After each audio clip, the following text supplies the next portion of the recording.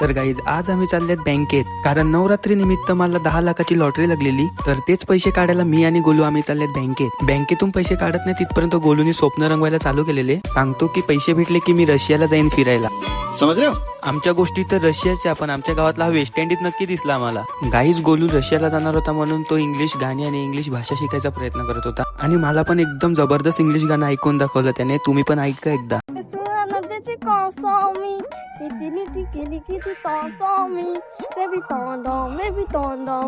Guys Golu काय गाणं बोलला ते मला जरा पण समजलं नाही, पण त्याचं गाणं ऐकत ऐकत मी गॅस ऑफिस जवळ तर नक्की आलो, कारण गॅस ऑफिस मध्ये मला काम होतं. गॅस ऑफिस जवळ जाऊन बघितलं तर गॅस ऑफिस बंद होतं. मग काय गोलूनी रंगवलेली स्वप्न ऐकत ऐकत मी आलो बँकेत. पैसे काढायचा फॉर्म भरला आणि गेलो एकदमच्या काउंटर जवळ. पण त्या काउंटरवरच्या मॅडम बोलल्या की तुमचे 10 लाख रुपये बाहेर बॅनरवरती इन्व्हेस्ट केले. बाहेर येऊन बघतो तर खरंच आपले पैसे बॅनरवरती इन्व्हेस्ट केले होते. हे पैसे 1 वर्षासाठी इन्व्हेस्ट केलेले म्हणून ह्या मला तर डायरेक्ट पुढच्या वर्षीच भेटतील. गोलूनी रशियाला जायची रंगवलेली स्वप्न त्याची तुटली. मग गोलूला बोललो की 1 वर्ष थांब, आपण दोघं सोबतच जाऊ रशियाला.